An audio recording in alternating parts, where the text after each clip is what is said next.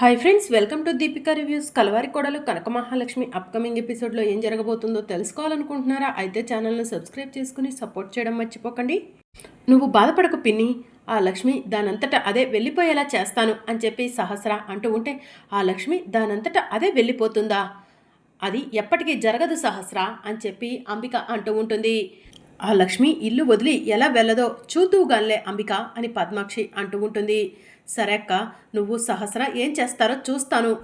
ఆ లక్ష్మి ఇంటి నుంచి తనంతట తానే ఎలా వెళ్ళిపోయేలా చేస్తారో కూడా చూస్తాను అని చెప్పి అంబిక అంటూ ఉంటుంది.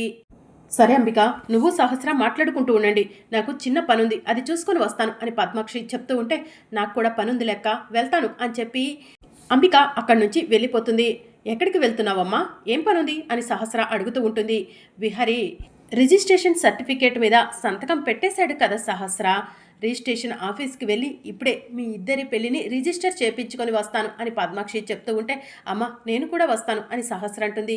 నువ్వెందుకే అనవసరంగా రెస్ట్ తీసుకునే కాడికి అని పద్మాక్షి అంటూ ఉంటే, లేదమ్మా నాకు కూడా రావాలనుంది అని చెప్పి సహస్ర అంటూ ఉంటుంది. సరే పద వెళ్దాం అని చెప్పి పద్మాక్షి అంటుంది. ఇక మరోవైపు విహారీ ఒంటరిగా కూర్చొని రిజిస్ట్రేషన్ సర్టిఫికేట్ మీద సంతకం చేసిన విషయాన్ని గుర్తు చేసుకుంటూ ఉంటాడు. అప్పుడు యమున విహారీ దగ్గరకు వెళ్ళి, ఒరే విహారీ ఏం చేస్తున్నావో అర్థమైందా నీకు అని చెప్పి అడుగుతూ ఉంటుంది. ఏంటమ్మా ఏ విషయం గురించి మాట్లాడుతున్నావు అని చెప్పి విహారీ అడుగుతూ ఉంటాడు. ఏ విషయం గురించి మాట్లాడుతున్నానో నీకు అర్థం కావట్లేదా? పాపం అమాయకురాలైన లక్ష్మికి ఎంత అన్యాయం జరుగుతుందో నీకు అర్థం కావట్లేదా అని చెప్పి యమున అడుగుతూ ఉంటుంది. లక్ష్మికి అన్యాయం జరగకూడదని పోయినసారి నువ్వు డాక్యుమెంట్ మీద సంతకం పెడుతుంటే పిట్స్ వచ్చినట్టు యాక్టింగ్ చేసి పడిపోయాను. ఇప్పుడు మళ్ళీ పిట్స్ వచ్చినట్టు యాక్టింగ్ చేస్తే నేను చేస్తుంది యాక్టింగ్ అని పద్మాక్షి వదినకు సహస్రకు అనుమానం వస్తుందని సైలెంట్గా ఉన్నాను. కానీ నువ్వు ఆ డాక్యుమెంట్ మీద సంతకం పెడతావు అనుకోలేదు విహారీ. నువ్వు డాక్యుమెంట్ మీద సంతకం పెట్టడం వల్ల పాపం లక్ష్మి జీవితానికి అన్యాయం జరుగుతుంది అని చెప్పి యమున చెప్తూ ఉంటుంది. అమ్మ, లక్ష్మిని ఇంట్లో నుంచి పంపించకుండా ఉండటం కోసం పద్మాక్షి అత్త చెప్పినట్టు చేయకుండా ఉండలేకపోయాను అని చెప్పి విహరి చెప్తూ ఉంటాడు. అది కాదురా విహరి, ఇప్పటికే లక్ష్మికి మన వల్ల మన కుటుంబం వల్ల ఎలాంటి న్యాయం జరగలేదు. ఇప్పుడు లక్ష్మికి అన్యాయమే జరుగుతుంది. లక్ష్మికి అన్యాయం జరుగుతుంటే ఆ దేవుడు మనల్ని క్షమించడ్రా అని చెప్పి యమున అంటూ ఉంటుంది. మా నుదిటి రాతను అలా రాసిందే ఆ దేవుడు, దేవుడు క్షమించడంటావేంటమ్మా అని చెప్పి విహారీ అంటూ ఉంటాడు. అవునక్క, విహారీ చెప్పింది కరెక్టు. లక్ష్మి విహారీల జీవితాన్ని తలరాతను రాసిందే ఆ దేవుడు. వాళ్ళ తలరాతను ఈ విధంగా రాసి వాళ్ళను బాధ పెడుతున్నాడు. ఇంకా ఆ దేవుడు ఏం చేస్తాడక్క అని చెప్పి చారుకేశ అంటూ ఉంటాడు. చారుకేశ, పాపం లక్ష్మి ఏ రోజు కూడా తన గురించి ఆలోచించదు. ఎప్పుడు కూడా మన కుటుంబం బాగుండాలి, మనం బాగుండాలనే ఆలోచిస్తుంది. అలాంటి లక్ష్మికి న్యాయం చేయాలి అని చెప్పి యమున అంటూ ఉంటుంది. లక్ష్మికి ఏ న్యాయం జరగాలన్నా కూడా ఆ దేవుడే న్యాయం జరిపించాలి, కానీ మనం ఏమీ చేయలేమక్క అని చెప్పి చారుకేశ యమునకు విహారికి చెప్తూ ఉంటాడు. పాపం లక్ష్మి ఏం చేస్తుందో ఏంటో, నేను లక్ష్మి దగ్గరికి వెళ్తాను అని యమున అంటూ ఉంటే, అమ్మ లక్ష్మి దగ్గరకు వెళ్ళకు, లక్ష్మి రెస్ట్ తీసుకుంటుంది అని విహారి చెప్తూ ఉంటాడు. సరేలే అయితే అని చెప్పి యమున అక్కడి నుంచి వెళ్ళిపోతుంది. ఒరే విహారీ, నీ జీవితంలో ఇన్ని అలజడులు వస్తాయని అస్సలు అనుకోలేదు అని చారుకేశ అంటూ ఉంటే, ఆ దేవుడే సృష్టిస్తున్నాడు కదా మోయ, మనమేం చేస్తాం అని విహారీ అంటూ ఉంటాడు. అవునరా, ఆ దేవుడే సృష్టిస్తున్నాడు, ఆ దేవుడే వీటన్నిటికీ పరిష్కారం చూపించాలి, నువ్వు లక్ష్మి సంతోషంగా ఉండాలి అని చెప్పి చారుకేశ అక్కడి నుంచి వెళ్ళిపోతాడు. ఇక మరోవైపు ఆదికేశ రిజిస్టర్ ఆఫీస్కి వెళ్తాడు. నేను మొన్న నా కూతురు అల్లుడు పెళ్లిని రిజిస్టర్ చేయమని మీకు సర్టిఫికేట్ ఇచ్చెళ్ళాను, రిజిస్టర్ చేశారా సార్ అని చెప్పి రిజిస్టర్ ఆఫీస్లో అడుగుతూ ఉంటాడు. ఆదికేశవ్ గారు, మీ పని ఎప్పుడో పూర్తయిపోయింది, మీకు ఫోన్ చేద్దాం అనుకున్నాను, పనిలో పడి మర్చిపోయాను, ఇదిగోండి మీ కూతురు అల్లుడు పెళ్ళి రిజిస్ట్రేషన్ డాక్యుమెంట్ అని చెప్పి ఆదికేశవ్కి రిజిస్ట్రేషన్ డాక్యుమెంట్ని రిజిస్టర్ ఆఫీస్ వాళ్ళు ఇస్తూ ఉంటారు. ఆదికేశవ రిజిస్టర్ డాక్యుమెంట్ని చూసుకొని మురిసిపోతూ ఉంటాడు. ఇక ఆదికేశవ రిజిస్టర్ డాక్యుమెంట్ని తీసుకొని అలా రిజిస్టర్ ఆఫీస్లో నుంచి బయటికి వస్తూ రిజిస్టర్ డాక్యుమెంట్ని చూస్తూ ఉంటాడు. నా కూతురు మొన్నటి వరకు అల్లుడు గారి ఇంట్లో పని మనిషిగా ఉంది, దాని జీవితం ఎలాంటి సమస్యల్లో చిక్కుకోకూడదనే డాక్యుమెంట్ని రిజిస్టర్ చేయించాను అని చెప్పి ఆదికేశవులు మనసులో అనుకుంటూ ఉంటాడు. ఇక మరోవైపు పద్మాక్షి సహస్ర కూడా రిజిస్టర్ ఆఫీస్కి వెళ్తారు. రండి పద్మాక్షి గారు కూర్చోండి అని చెప్పి రిజిస్టర్ ఆఫీస్లో అంటూ ఉంటారు. నేను నా కూతురు అల్లుడు పెళ్ళిని రిజిస్టర్ చేపించాలనుకుంటున్నానని మీకు లాస్ట్ టైం చెప్పాను కదా అని చెప్పి పద్మాక్షి అంటూ ఉంటుంది. అవును పద్మాక్షి గారు, డాక్యుమెంట్ మీద మీ అల్లుడు కూతురు చేత సంతకం పెట్టించుకొని రమ్మని మేము కూడా చెప్పాం కదా, సంతకం పెట్టించారా అని రిజిస్టర్ ఆఫీస్ వాళ్ళు అడుగుతూ ఉంటే సంతకం పెట్టించుకొని డాక్యుమెంట్ తీసుకొచ్చాను, దీన్ని వెంటనే రిజిస్టర్ చేయండి అని పద్మాక్షి డాక్యుమెంట్ని రిజిస్టర్ ఆఫీస్ వాళ్ళకు ఇస్తూ ఉంటుంది. ఇక రిజిస్టర్ ఆఫీస్ వాళ్ళు కూర్చోండి పద్మాక్షి గారు, ఒక 30 మినిట్స్లో మీ పని పూర్తి చేసేస్తాను అని చెప్పి చెప్తూ ఉంటారు. సరే, ఎంత ఆలస్యమైనా సరే ఈరోజు డాక్యుమెంట్ని తీసుకునే వెళ్తాము అని పద్మాక్షి చెప్తూ ఉంటే అవునమ్మా అని సహస్ర అంటూ ఉంటుంది. ఇక డాక్యుమెంట్ని రిజిస్టర్ చేయడానికి లోపలికి తీసుకెళ్తారు. అమ్మా, ఆ లక్ష్మిని భలే దెబ్బ కొట్టావమ్మా, ఆ లక్ష్మిని అడ్డు పెట్టుకొని బావ చేత డాక్యుమెంట్ మీద సంతకం పెట్టించేశావు. ఇక ఆ లక్ష్మిని ఇంటి నుంచి తరిమేస్తే మన సమస్యలన్నిటికీ సొల్యూషన్ దొరికినట్టేనమ్మా అని సహస్ర అంటూ ఉంటుంది. అవును సహస్ర, ఈ సమయంలోనే మనం ఆచితూచి ఆలోచించి అడుగు వేయాలి అని చెప్పి పద్మాక్షి చెప్తూ ఉంటుంది. అవునమ్మా, బావ దగ్గర ఆ లక్ష్మి గురించి మంచిగా మాట్లాడుతూనే ఉండాలి. బావ లేని సమయంలో ఆ లక్ష్మిని ఇంట్లో నుంచి ఎలా బయటికి పంపించాలా అని చెప్పి ప్రయత్నాలు చేస్తూ ఉండాలి అని సహస్ర చెప్తూ ఉంటుంది. అప్పుడే కదా విహారికి నీకు మధ్య ఉన్న అడ్డు తొలగిపోయి మీరిద్దరూ ఒకటయ్యేది అని చెప్పి పద్మాక్షి చెప్తూ ఉంటుంది. ఇక మరోవైపు ఒక అతను పద్మాక్షి వాళ్ళ దగ్గరకు వచ్చి విహారీ గారు మీ అల్లుడా అని చెప్పి అడుగుతూ ఉంటారు. అవును, Vihari group of constructions chairman Vihari నా అల్లుడు, నా కూతురికి భర్త అని పద్మాక్షి చెప్తూ ఉంటుంది. మీతో ఒక పర్సనల్ విషయం సార్ మాట్లాడాలంట అని చెప్పి పద్మాక్షికి రిజిస్టర్ ఆఫీస్లో చెప్తూ ఉంటారు. సార్ మిమ్మల్ని రూమ్లోకి రమ్మన్నారు అని చెప్పి రిజిస్టర్ ఆఫీస్ అతను చెప్పగానే నువ్వు ఇక్కడే కూర్చోవే, నేను ఇప్పుడే వస్తాను అని చెప్పి పద్మాక్షి రిజిస్టర్ ఆఫీస్లోకి వెళ్తూ ఉంటే అమ్మా ఆగు, నేను కూడా వస్తాను అని చెప్పి సహస్ర అంటుంది. సహస్ర పద్మాక్షి ఇద్దరూ కలిసి రిజిస్టర్ ఆఫీస్లో డాక్యుమెంట్ని రిజిస్టర్ చేసే అతని దగ్గరకు వెళ్తారు. నమస్తే సార్, ఏదో మాట్లాడాలన్నారంట అని పద్మాక్షి అడుగుతూ ఉంటుంది.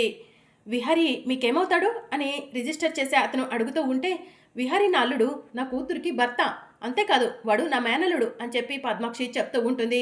ఏంటి సార్, ఏదైనా ప్రాబ్లం ఉందా, ఎందుకు ఇన్ని ప్రశ్నలు వేస్తున్నారు అని చెప్పి పద్మాక్షి అడుగుతూ ఉంటుంది. మీకు ఒక సాడ్ న్యూస్ అని చెప్పి రిజిస్టర్ చేసే అతను అంటూ ఉంటాడు. సాడ్ న్యూసా, ఏంటది అని చెప్పి సహస్ర అడుగుతూ ఉంటుంది. ఆల్రెడీ విహారీ గారికి కనక మహాలక్ష్మికి పెళ్ళైనట్టు డాక్యుమెంట్ రిజిస్టర్ అయింది.